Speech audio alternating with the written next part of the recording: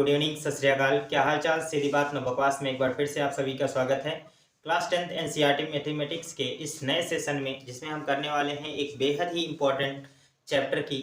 और ये chapter exam point of view से काफ़ी इम्पोर्टेंट है और साथ में आपके क्लास के लिए भी बहुत इंपॉर्टेंट है, क्योंकि क्लास में बहुत सारे बच्चों को ये डाउट रहता है कि सर ये जो ज्योमेट्री होती है ये सभी बच्चों के लिए प्रॉब्लम क्रिएट करती है। तो बच्चों को समझ में बिल्कुल आता ही नहीं है। ना समझ में आने का एक और कारण होता है कि यहाँ पर लॉजिकली बात की जाती है, ना कि यहाँ पर कोई मैथमेटिकल प्रोग्राम होता है जिससे हम गुणा करके या भाग देकर या फिर ऐड करके कुछ काम कर सकते हैं। यहाँ पर हमें कुछ लॉजिक बताने पड़ते हैं और उन लॉजिक के अनुसार ये प्रूव करना होता है कि कांग्रुएंट यानी सर्वांग समता को सिद्ध करना होता है। या फिर यहाँ जो बात करने वाले हैं आज समरूपता की, तो सीखेंगे समरूपता क्या क्या चीज़ों से प्रूव की जा सकती है। जैसे कि आप लोग पिछले क्लास में कांग्रुएंट यानी सर्वांग समता को सिद्ध करते थे, यानी एक त्रिभुज की दो भुजाएं अथवा एक कोण दूसरे त्रिभुज के दो भुजाओं एक कोण के बराबर हो जाए, ठीक है। यस यस यस या फिर यस ए यस, ये कुछ प्रमेय आप लोगों ने पढ़े होंगे। ठीक वैसा ही सिमिलरिटी भी है, बट सिमिलरिटी में कुछ बातों का विशेष ध्यान रखना होता है। उन्हीं बातों को हम यहाँ पर सीखेंगे और बहुत ही क्लियर तरीके से ये बताया जाएगा। अगर आप लोगों ने ये वीडियो देख लिया तो पूरी सिमिलरिटी आपको बहुत ही अच्छे से समझ में आएगी। ये वीडियो पूरा अंत तक जरूर देखिएगा। यदि आप लोगों ने ये वीडियो नहीं देखा तो आगे के टॉपिक्स आपको बिल्कुल भी समझ में नहीं आने वाले हैं। तो इस वीडियो को जरूर पूरा देखिए, जिससे आपको ये कंसेप्ट समझ में आए कि हमें इस चैप्टर नंबर 6 में पढ़ना क्या है और कैसे है हम सिमिलरिटी को डील कर पाएंगे। तो चलिए शुरू करते हैं आज सिमिलरिटी को। उसके बाद हम देखते हैं कि सिमिलरिटी क्या है। और वैसे तो हमें ये पढ़ना है कि त्रिभुजों की समरूपता, लेकिन दुनिया में और भी ऐसी आकृतियाँ होती हैं जो कि सिमिलर होती हैं, समरूप होती हैं। आप लोगों ने अपने दैनिक जीवन आस पड़ोस में कभी देखा होगा कि दो व्यक्ति या फिर दो बच्चे ऐसे होते हैं कि उनके रूप रंग एक जैसे होते हैं, तो हम कहते हैं कि यह व्यक्ति उस व्यक्ति के क्या है, समरूप है, मतलब समान रूप का है। लेकिन यहाँ पर एक बात और ध्यान देने वाली है कि हम जानते हैं कि रूप रंग तो बराबर हो जाते हैं, लेकिन ऐसा जरूरी नहीं कि उनकी लंबाई चौड़ाई यानी मोटाई भी आपस में बराबर हो। ये मायने नहीं रखता है। हम केवल उनके चेहरे की बनावट और खूबसूरती को देखकर ही ये बातें तय करते हैं कि ये दोनों समान रूप के हैं। ठीक इसी प्रकार से गणित में भी हमें समझना है कि सिमिलरिटी क्या होती है, यानी कुछ समानता होनी चाहिए, बाकी लंबाई चौड़ाई बराबर हो या ना हो। तो चलिए शुरू करते हैं। यहाँ पर हमें पहली आकृति देखने को मिलेगी। जैसे आप लोगों ने वृत्त के बारे में समझा होगा, दो वृत्त, जैसे एक वृत्त ये है और एक वृत्त ये है। यहाँ पर हम इसे लिख रहे हैं वृत्त के सेंस में। ये वृत्त है। वृत्त में क्या होता है, ये वृत्त बड़ा है, ये वृत्त छोटा है। ये सपोज सी इसका सेंटर है और इसका सी डैश है। अब ये बड़ा है ये छोटा है, लेकिन समानता क्या है कि इसमें भी केंद्र है और इसमें भी केंद्र है। दूसरी बात, इस वृत्त की प्रत्येक त्रिज्या आपस में बराबर होती है। ये आर है तो ये आर डैश मानकर चलें। इसी तरह से इस वृत्त में भी सभी त्रिज्याएं क्या होंगी, आपस में बराबर होंगी। तो सिमिलरिटी क्या हुई, यानी वृत्त की त्रिज्याएं आपस में समान होती हैं। और इसमें भी देखिए परिधि है और इसमें भी परिधि है, एक जैसा ही दिख रहा है आपको। इसी तरह से बात करेंगे गोले की। ये गोला, यहाँ पर हम लिख ले रहे हैं ये गोला है। गोला भी क्या होता है, आपस में समरूप होता है, ठीक है। गोला और वृत्त में थोड़ा सा अंतर होता है। आप जाने कि वृत्त क्या होता है, एक जैसे चूड़ी या कंगन के आकार का हो सकता है, एक रिंग होता है, जैसे साइकिल का पहिया हो गया या चूड़ी हो गया, वो किसी एक लंबाई के द्वारा घिरा हुआ होता है। और गोला चारों तरफ आवरण से घिरा होता है, जैसे गेंद हो गया, फुटबॉल हो गया या कंचे की गोली हो गया। इस प्रकार की आकृतियाँ क्या होती हैं, गोला कहलाती हैं। तो जिससे आप समझ पाएंगे गोला क्या होता है, वृत्त क्या होता है। ये गोला भी क्या होता है, आपस में समरूप होता है। यहाँ पर हम बात कर रहे हैं समरूप आकृतियों की। समरूप आकृतियां, ये समरूप आकृतियां हैं। इसी प्रकार से आप लोगों ने देखा होगा वर्ग होता है ना।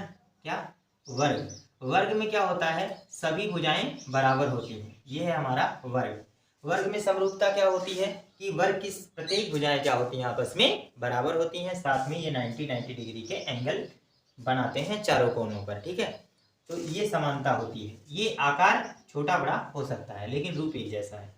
इसी प्रकार से हम बात कर सकते हैं आयत की। आयत में भी आमने सामने की भुजाएं क्या होती हैं, आपस में बराबर होती हैं, भले ही ये आकृति छोटी बड़ी हो सकती है। ठीक है, तो ये है हमारा आयत। आयत में भी क्या होता है, समरूपता होती है।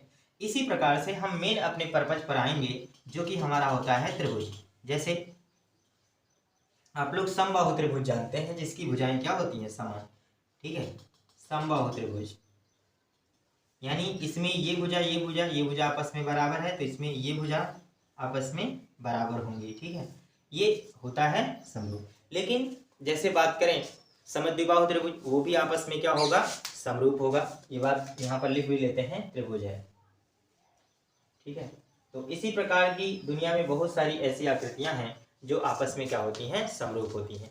यहाँ पर हमने ये समबाहु त्रिभुज की बात की है। इसी प्रकार से और भी आकृतियां जैसे समद्विबाहु जिसमें दो भुजाएं बराबर होती हैं, वो भी समरूप कहलाएगा। लेकिन कैसे हम समरूपता को बताएंगे इसके बारे में सीखेंगे। ठीक है, त्रिभुजों की समरूपता, यहाँ पर अब हम सीखना चाहेंगे त्रिभुजों की समरूपता। त्रिभुजों की समरूपता यानी सिमिलरिटी ऑफ ट्रायंगल। ठीक है, इंग्लिश वाले बच्चे जान सकते हैं, सिमिलरिटी ऑफ ट्रायंगल। ठीक है, सिमिलरिटी ऑफ ट्रायंगल। देखिए, हमें इस चैप्टर में त्रिभुजों की ही समरूपता पढ़नी है, इसलिए हम बात इसी पर फोकस करेंगे। लेकिन जो लॉजिक हम बताएंगे इसमें, वो चीज़ें इन सभी आकृतियों पर भी लागू हो सकती हैं। देखिए, समरूपता को हमें कैसे बताना है, यहाँ पर देखेंगे। जैसे हमारे पास दो समरूप आकृतियां हो सकती हैं, जैसे दो त्रिभुज यहाँ पर हो जाए। अच्छा, समरूपता कब हम कहेंगे, हमेशा जब हम तुलना करते हैं तो दो वस्तुओं की तुलना करते हैं, यानी रूप रंग आकार की अगर तुलना करेंगे तो ऑब्वियसली दो चीज़ें होनी आवश्यक है। अब त्रिभुजों की समरूपता देखनी है तो हमें दो त्रिभुज लेने पड़ेंगे। तो हमने दो त्रिभुज ले लिए हैं, अब इनके नाम रखते हैं। चलिए, ये है ABC, ये ट्रायंगल है, और दूसरा है PQR, ये ट्रायंगल है। अब यह त्रिभुज इस त्रिभुज के समरूप कब होगा। सर्वांग समता तो हम लोगों ने पिछले क्लास में ही देखी है, इसको इंग्लिश में कॉन्ग्रुएंट कहते हैं। ठीक है, तो समरूपता दिखाने के लिए हमने कुछ प्रमेय पढ़े थे, जैसे यस ट्रिपल एस। ठीक है, यस ए यस, या फिर AS A। ठीक है, या फिर यहाँ पर एंगल भी देख सकते हैं। ठीक है, तो ये चार टॉपिक थे जिनसे हम ये बता सकते थे कि त्रिभुज क्या है, सर्वांगसम है या नहीं। यहाँ पर यस का मतलब साइड है। यदि एक त्रिभुज के सभी भुजाएं दूसरे त्रिभुज के सभी भुजाओं के बराबर होनी चाहिए, अगर बराबर है तो सर्वांगसम होता है। सर्वांगसमता का चिन्ह आप जानते हैं, इस तरह का चिन्ह जब लगाते थे, है ना। लेकिन उसमें खासियत थी, इसमें सभी भुजाएं बराबर हों या दो भुजाएं एक कोण बराबर होना चाहिए, इस प्रकार से। लेकिन यहाँ पर जरूरी नहीं कि भुजाएं बराबर ही हों, तो भुजाओं का बराबर होना आवश्यक नहीं है समरूपता, लेकिन कुछ बातें बहुत ध्यान रखनी होती हैं, क्रम का हमें ध्यान रखना होता है। बहुत ज़्यादा ये आवश्यक, बहुत इंपॉर्टेंट टॉपिक है, इस पॉइंट को जरूर आप नोट करिएगा। जैसे समरूपता में ये नियम होता है कि दो त्रिभुज यदि समरूप हैं तो उनके संगत भुजाओं का अनुपात क्या होता है, आपस में बराबर होता है। पहली बात लिखते हैं यहाँ पर, समरूप त्रिभुज की संगत भुजाओं का अनुपात, अनुपात बराबर होता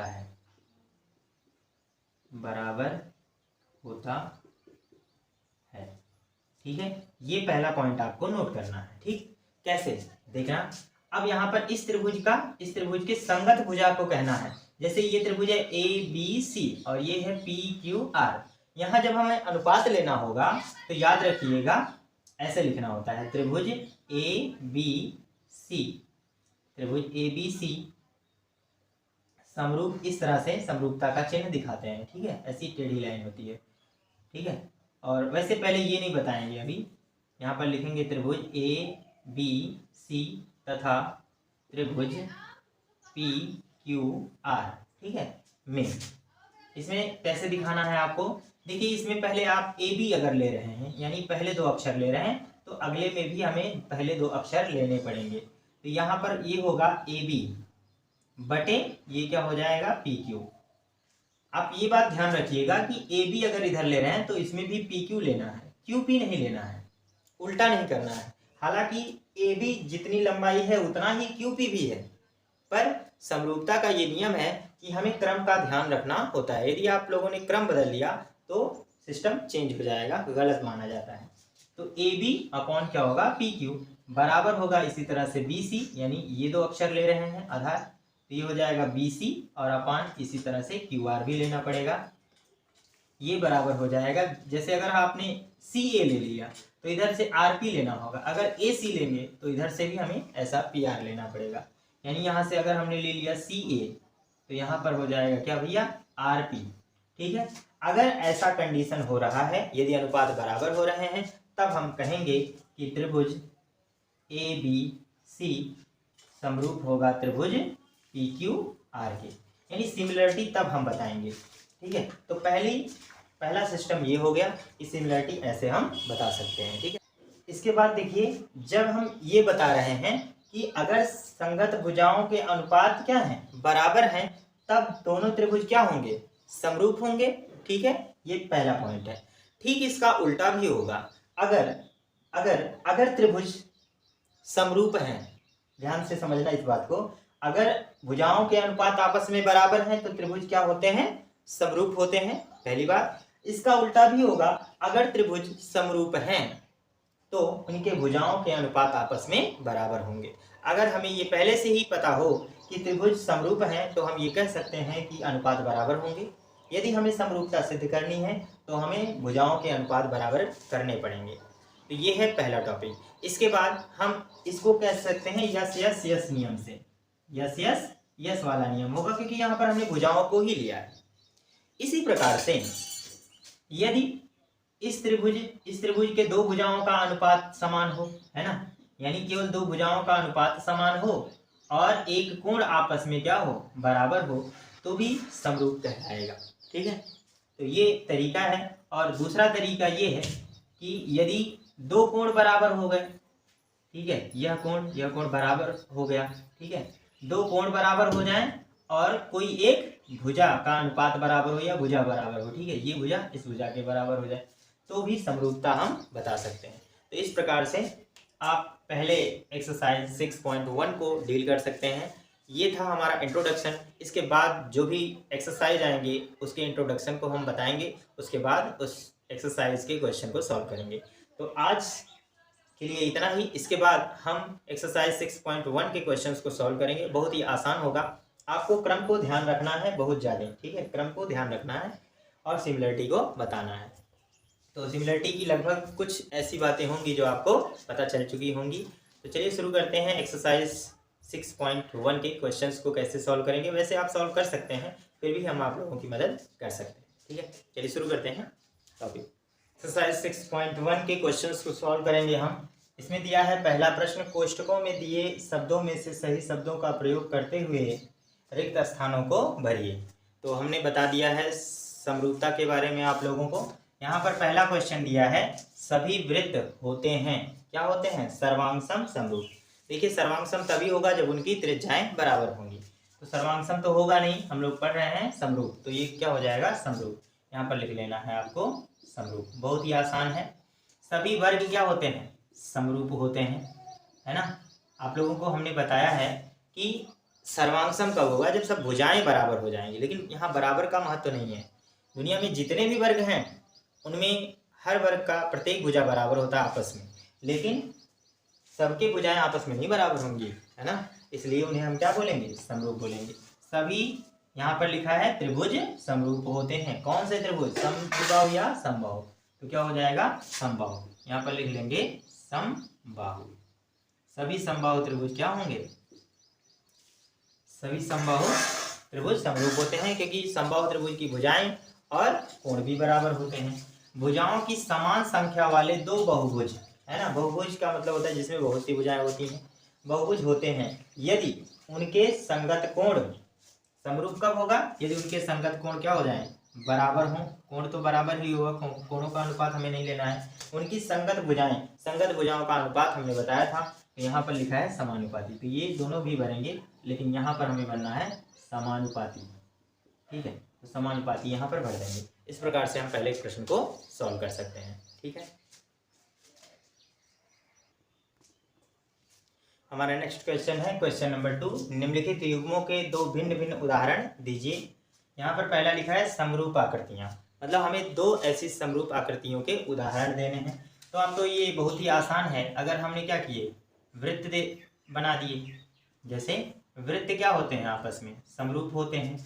दूसरी बात हम लिख देते हैं वर्ग भी क्या होते हैं, आपस में समरूप होते हैं। तो यहाँ पर हम लिख लेंगे ये वृत्त है और ये क्या है, वर्ग है। तो दो एग्जाम्पल आप इस तरह से दे सकते हैं। ये सी डैश सेंटर है, यहाँ पर हम लिख सकते हैं ABCD हो जाएगा, और इसका भी नाम PQRS कुछ भी नाम दे सकते हैं। यहाँ पर है ऐसी आकृतियाँ जो समरूप नहीं हैं। तो दो अलग अलग आकृतियों को हम बना देते हैं। जैसे हम यहाँ पर एक बना देते हैं वर्ग, ये हमारा वर्ग है, और यहाँ पर बना देते हैं एक आयत। तो आयत और वर्ग भले ही चतुर्भुज हैं, पर ये क्या है, समरूप नहीं है। इस प्रकार से कर सकते हैं। और एक बना दें हम अगर त्रिभुज बना दें, है ना, और एक क्या बना दें, वृत्त। ठीक, तो ये भी आपस में क्या होंगे, समरूप नहीं होंगे। ये PQR कर लो, ये CR। ठीक है, तो ये दो जोड़े हो जाएंगे और ये समरूप नहीं है। इस प्रकार से हम इस क्वेश्चन को सॉल्व कर सकते हैं। ठीक है, आप इसका स्क्रीनशॉट लीजिए, फिर मैं आगे कंटिन्यू करता हूँ। हमारा नेक्स्ट क्वेश्चन है क्वेश्चन नंबर 3। बताइए कि निम्नलिखित चतुर्भुज समरूप है या नहीं।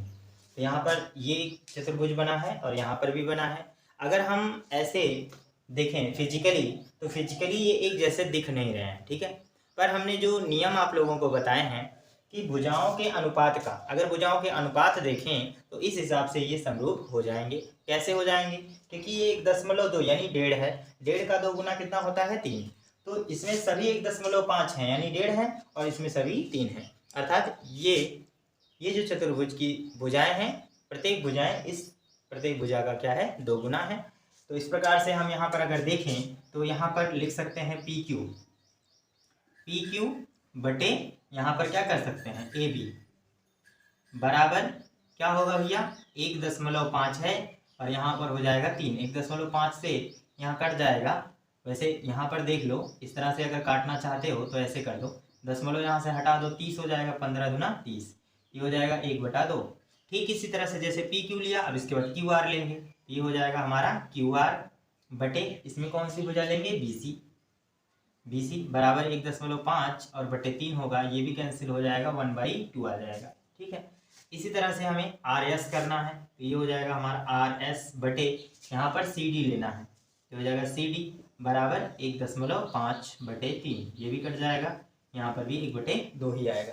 इस प्रकार से अगला SP बटे यहाँ पर क्या हो जाएगा, DA बराबर यहाँ पर भी हो जाएगा 1.5 बटे 3, ये भी काटने पर कितना आ जाएगा, 1/2 ही आएगा।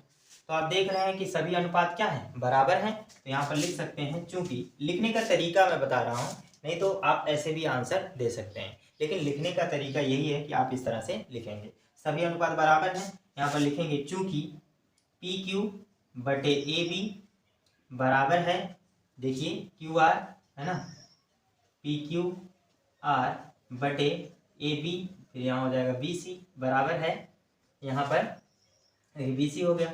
अब इसमें क्या है, RS, यहाँ भी देखिए ये हो जाएगा RS बटे CD, और ये हो जाएगा फिर यहाँ पर SP बटे यहाँ पर हो जाएगा DA, ये बराबर है। इसलिए हम यहाँ पर लिख सकते हैं PQRS, है ना, चतुर्भुज PQRS सिमिलर है किसके, चतुर्भुज ABCD।